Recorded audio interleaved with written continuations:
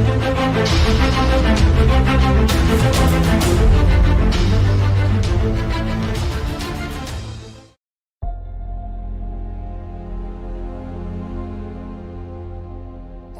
planning is a way to maximize the results of your life and maximize your sense of fulfillment and joy.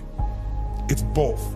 In order to do that, we got to change what we focus on from the question of what do I have to do to what's my outcome? What do I want? What's most important to me? What's the result I'm committed to getting? That one change will change completely how you respond in your life, because it'll change you from focusing where everyone's demanding your attention or what you're afraid of or what might give you pleasure in the moment to what's most important to you. And those, by the way, are the three things that get our focus. If we don't discipline ourselves, what gets our focus? Something we're afraid of, something will give us pain. What's the second thing that gets our focus? If we don't pay attention. Something will give us pleasure. It's like, you know what, I'm so stressed out.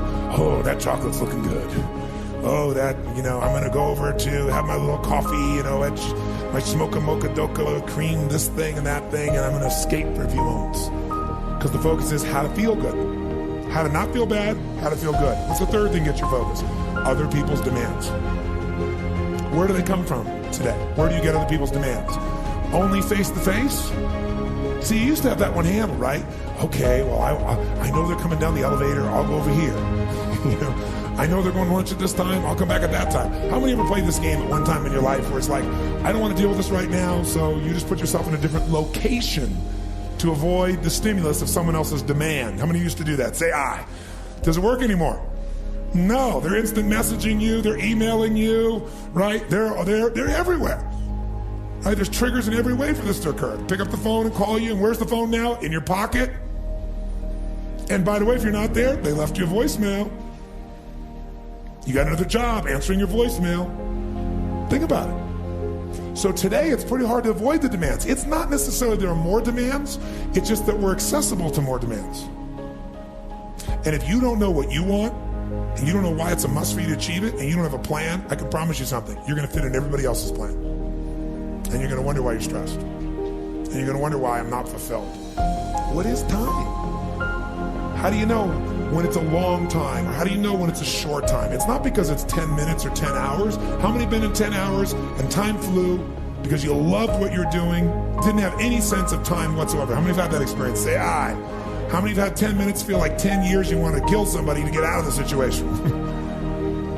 So what is time? Time is emotion. Gotta remember that time is emotion. What you're really managing is emotion. Another word for that would be meaning or fulfillment.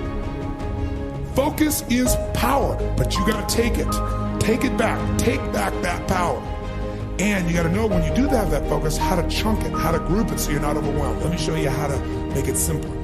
When mass information's coming at you, you get overwhelmed. Most of us are great deletion creatures. We delete most of life. Right now, there are millions of things around you. You could be focusing on, thinking about, giving meanings to, making decisions about what to do. Millions. Right now, you could be focusing on the blood rushing through your left eardrum or the feeling of your skin against your body. But most of you delete that. You don't even think about clothing against your skin until I mention it, or your heartbeat. Most of the universe you've deleted because you go crazy if you try to think about it all. Because human beings have a limited amount they can focus on at one time. And most of your stress is because you're thinking about too many things at once. In fact, when people don't do things, it's not because they can't.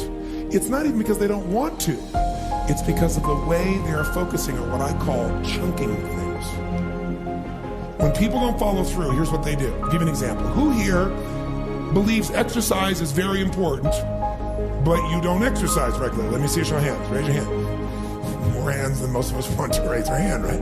Now, who here really focuses, or I should say exercises regularly? Raise your hand. Regularly. Okay, great. Who here does not exercise regularly even though you believe it's important? Just be truthful. Okay, great. So let's see what the difference is here. A person who does not exercise regularly, I want you to raise your hand and I want you to tell me why you don't exercise regularly. Be truthful. Okay? Yes, sir. I don't have the time. Now, is that true? He even knows it's not true. He's going to answer you first. No. But it feels like he doesn't have the time because time is emotion.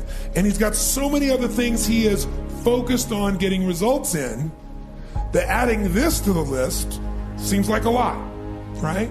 And the other things are very important to him, like his business. I don't have the time. He has the time. What's the real reason he doesn't do it? Because of the way he thinks about exercise. When he focuses on what it would take to exercise, he does it very differently than someone who follows through.